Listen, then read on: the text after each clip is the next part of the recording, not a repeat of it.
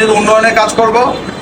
আর স্টাফদের উদ্দেশ্যে একটা মেসেজ আছে, সেটা হচ্ছে এমন কোনো আচরণ আমরা শ্রমিকের সাথে করবো না যে আচরণটা আমি নিজে কি করতে পারবো না, সহ্য করতে পারবো না। কি করতে পারবো না?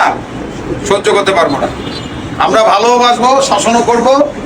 আর আপনাদের প্রতি আমার একটা আবেদন, সেটা হচ্ছে যে আপনারা আপনাদের স্টাফদেরকে আন্তরিক সহযোগিতা করবেন, সর্বোচ্চ সহযোগিতা করবেন। তারা আপনাদের কাছে কি চায়? উৎপাদন চায়। কি চায়? গুণগত মানসম্পন্ন উৎপাদন চায়। আপনি আপনার টার্গেট অ্যাচিভ করবেন, আপনি আপনার কাজ চেক করবেন, আপনি শৃঙ্খলা বজায় রাখবেন, তাই না? তারপরে যদি কিছু বলে আমার বললেন, দেখুন কে কি বলতে পারে।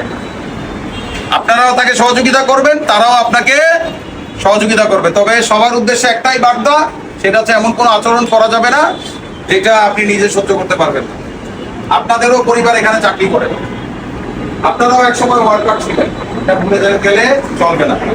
আমার স্যার যেহেতু আমাদের সবাইকে পরিবার মনে করে, সেটা আমাদের বাস্তবায়ন করতে হবে, তাই না? কাজের মাধ্যমে, কথার মাধ্যমে না। আমার হঠাৎ করে কেমন জানি একটু কষ্ট হচ্ছে, শ্বাস বন্ধ হয়ে যাচ্ছে, আমি আর কথা বলবো না। হ্যাঁ, সবাইকে অসংখ্য ধন্যবাদ।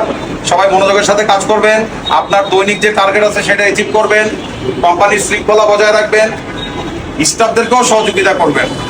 আপনিও তো একদিন স্টাফ হবেন, তাই না? আপনাদেরও উচিত তাদেরকে সহযোগিতা করা। কিসের মাধ্যমে? কাজের মাধ্যমে, উৎপাদন বাড়ানোর মাধ্যমে। কারণ আপনাকে হয়তো সে তখনই রাগ করে যখন তার টার্গেট অ্যাচিভ হয় না, কারণ তাকেও তো এক জায়গায় গিয়ে কথা শুনতে হয়, হয়তো বা তার কথাগুলো আপনারা শুনেন না।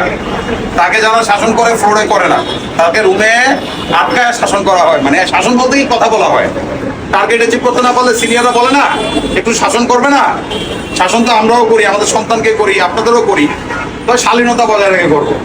আর আপনারা চেষ্টা করবেন আপনাদের টার্গেট অ্যাচিভ করে কাজ করার জন্য। হ্যাঁ, সবাইকে ধন্যবাদ। আসসালামু আলাইকুম। কাজ করো। আর